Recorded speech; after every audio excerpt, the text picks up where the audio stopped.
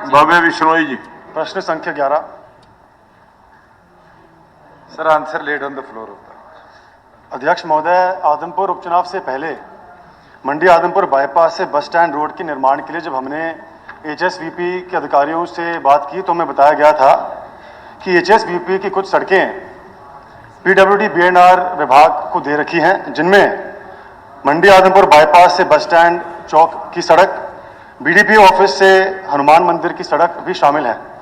बल्कि हनुमान मंदिर की सड़क आपके विभाग द्वारा हाल ही में बनाई भी गई थी।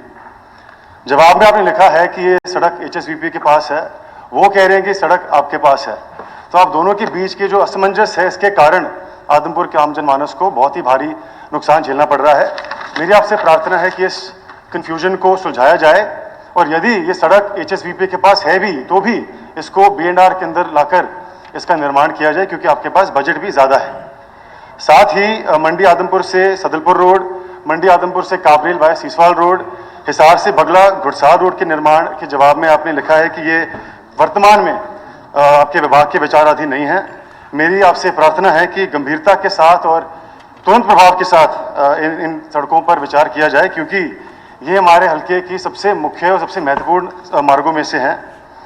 यदि मैं कहूँ कि ये जो तीनों सड़कें हैं ये आदमपुर हल्के के 80% गांवों को मंडी आदमपुर से जोड़ते हैं तो शायद गलत नहीं होगा।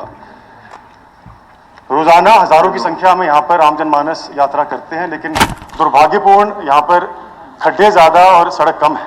तो मेरी आपसे प्रार्थना है और सवाल भी है कि इन सभी मार्गों का निर्माण कार्य कब शुरू होगा, इनका एडमिनिस्ट्रेटिव अप्रूवल सरकार द्वारा कब तक मिल पाएगा?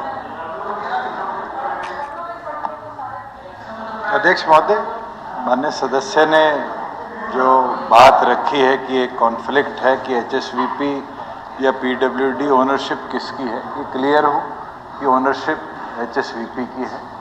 जिस दिन हमें हैंडओवर कर दी जाएगी हम उसको टेकअप करेंगे। दूसरी चीज़, जहां आपने ये एक एलसी 113C के ऊपर बात की, वहाँ राइट ऑफ वे नहीं है, ब्रिज बनाया जा नहीं सकता। जहाँ आपके बरवाड़ा से लेकर और भादरा तक वाया अग्रोहा आदमपुर ये जो सड़क का है, इसको हमने 2 बार गवर्नमेंट ऑफ इंडिया को भी दिया कि 3 नेशनल हाईवेज का कनेक्शन है, एनएच इसको टेकअप करे।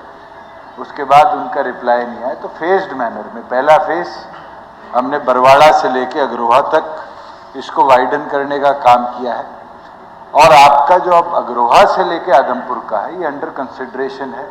इसमें राइट ऑफ वे अगर हमारे पास पूरा रहेगा तो इसको भी आगे 4 लेन हम टेकअप करेंगे। जहाँ छोटे रास्तों की बातें हैं, ये रास्ते कई मार्केटिंग बोर्ड के भी हैं और कई पीडब्ल्यूडी के, और प्रत्येक रास्ता आज के दिन या तो डिफेक्ट लायबिलिटी पीरियड के अंदर है, और डिफेक्ट लायबिलिटी पीरियड के जो बाहर थे वो एमएलए प्रायोरिटी लिस्ट के अंदर 25 करोड़ रुपया हर विधायक की कॉन्स्टिट्यूएंसी में हमने लगाया गया है, जिसमें अधिकतम टेंडर्स जो हैं वो हरियाणा इंजीनियरिंग वर्क्स पोर्टल के माध्यम से फ्लोट हो चुके और मानसून के तुरंत बाद उन पे काम चला जाए।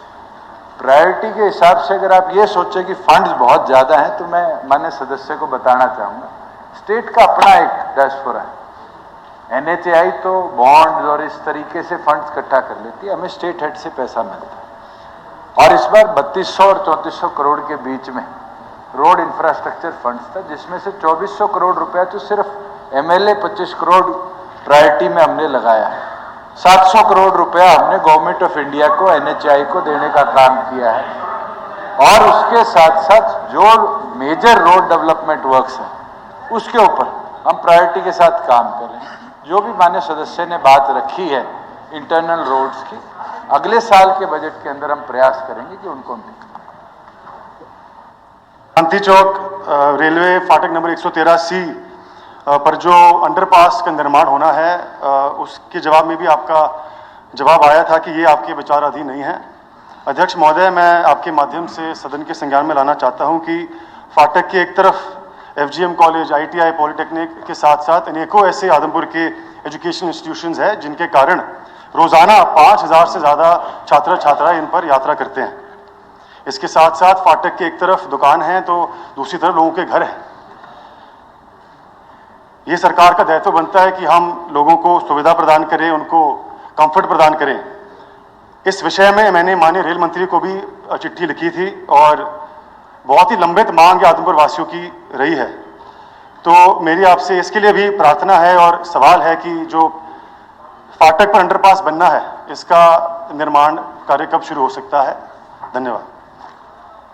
महोदय, माननीय सदस्य ने जब क्रांति चौक की बात करी, ये एक प्रोजेक्ट है जो अभी तक टेकअप नहीं किया गया। पर माननीय सदस्य ने ये नहीं बताया कि 3 फाटक जो और थे आदमपुर में, उनको हमने रेलवे ओवरब्रिज के माध्यम से कनेक्टिविटी बेहतर करी और क्रांति चौक से मेरे ख्याल से 100 मीटर दूर ही रेलवे ओवरब्रिज कंस्ट्रक्ट हुआ है, जिसकी वायबिलिटी बहुत अच्छी है क्योंकि वहाँ लैंड हमारे पास थी, काम चल रहा है, 80% के लगभग काम कंप्लीट भी हो गया और मैं ये मानता हूँ कि बाय दिसंबर उसको पूरी तरह फंक्शनल कर दिया जाएगा। जो आप कह रहे हैं कि दुकानें हैं, मोटरेबिलिटी है, कॉलेजेस हैं, 100 मीटर की डाइवर्जन के बाद फिर आने वाले समय में ये दिक्कत आदमपुर को नहीं रहेगी। ब्रिज बने हैं उसके लिए मैं सरकार का धन्यवाद हूँ, लेकिन वो बहुत दूर है। एक आदमपुर मंडी की एक तरफ है तो दूसरा दूसरी तरफ है। धन्यवाद। मंडी के बीचों बीच है, तो प्रार्थना करता हूँ कि इस पर भी विचार किया जाए। धन्यवाद। माननीय सदस्यगण।